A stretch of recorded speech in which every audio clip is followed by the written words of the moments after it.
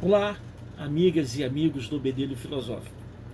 Estamos aqui a refletir sobre um tema que está muito presente no dia a dia das pessoas e muito necessário como sentimento a ser alimentado constantemente, porque isso traz mais felicidade, mais leveza e também traz, vamos dizer assim, um sentido maior à nossa existência.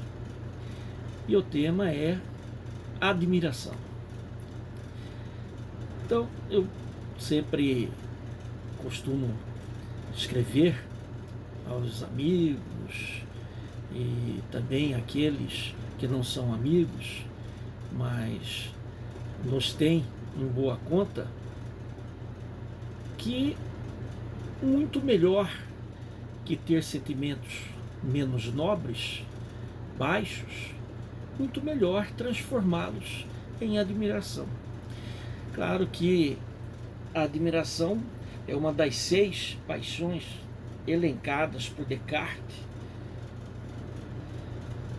em termos de sentimentos que a alma humana, que o espírito humano tem. A sensibilidade também, mesmo porque a admiração ela parte de um pressuposto também material, vamos dizer assim, real, tangível, que é a existência de um outro, de um objeto, de um ser admirado. Então, para Descartes, a admiração é uma súbita surpresa da alma, que faz com que ela se ponha a considerar com atenção os objetos que lhe parecem raros e extraordinários. Existem pessoas extraordinárias, ou seja, fora do que é ordinário, do que é normalmente de senso comum, do que é normalmente aceito em termos de padrões pessoais. E esses seres, essas pessoas extraordinárias, também são objetos de admiração. E quando eu digo também, que não é somente elas, mesmo porque a nossa função é trazer, e aí volto ao aspecto inicial, quando reportávamos ao modo de viver neste mundo, traz mais leveza, mais sentido à vida. Não é verdade? E esta admiração ela é acompanhada pela sua contradição, pelo seu reverso, pela sua antinomia, pela sua negação, que é a inveja. Esse é um sentimento não nobre, baixo, e que deve ser repelido, transformado em admiração.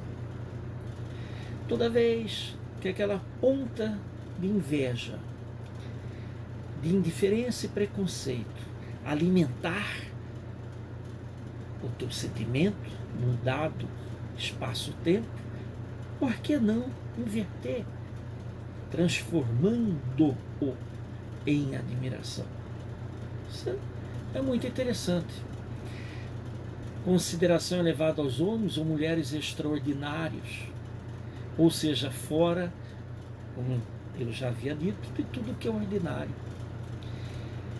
Aqui vale lembrar, isso é interessante, porque não sou eu que o disse, mas Tom Jobim, quando ele se refere ao Brasil. No Brasil, o sucesso é ofensa pessoal. Ou mesmo Nelson Rodrigues, quando ele diz: o brasileiro tem por hábito cochichar o elogio e berrar o insulto. Essas expressões do reacionário Nelson Rodrigues, assim ele era intitulado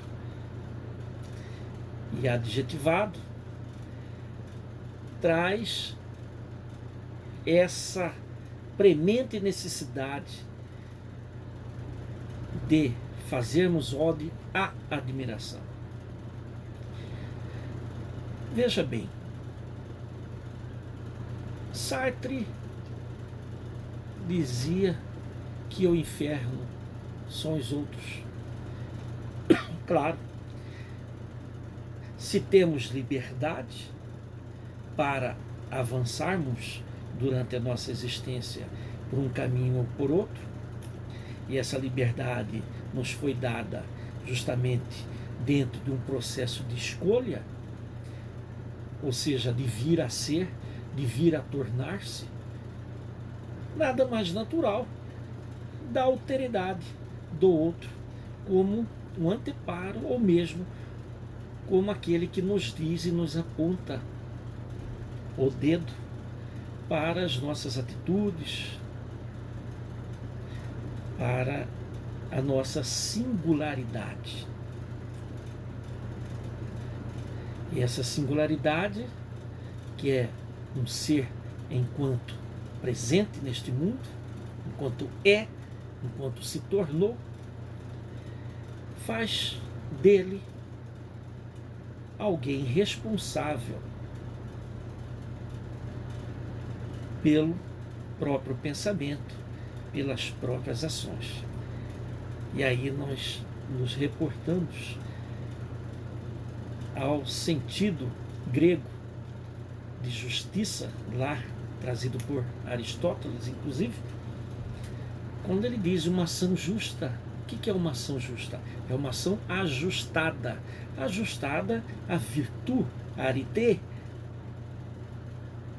Não é verdade?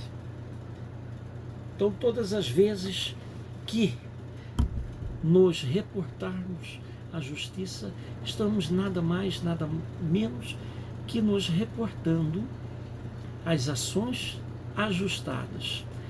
As ações ajustadas a uma moral ou uma ética que domina um determinado pensamento ou pensamentos numa determinada época. Sim, mesmo porque o conceito de ética e moral é um conceito dinâmico. Então, o mundo o contempla e o atualiza constantemente de época em época. Para ele, Aristóteles, a admiração é a atitude que está na raiz da investigação. Busca-se conhecer o que está diante de si e que seja diferente do já conhecido, aprendido. É aquele extraordinário que já nos havia tomado algum tempo desta prosa, desta conversa lá no início do nosso diálogo. É interessante como as pessoas não param para pensar no que se tornaram. É mais fácil afiançar-se na fé em detrimento das obras, como se a caridade, as obras, fosse algo à parte da nossa própria salvação, como ser que existe. Não, a obra, esse ser que se formou, esse ser que age, esse ser que pensa e interage com os demais, tem cá a minha certeza que é mais importante. Aliás, o que levou a irmã Dulce a dizer que as mãos que agem são muito mais santificadas, mais santas que as palavras ditas.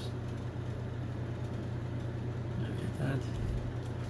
Cristo vive, sim, meus caros, mas com maior densidade naqueles que lutam pela justiça e igualdade, resistência contra todo tipo de opressão e que sabem admirar. É por aí.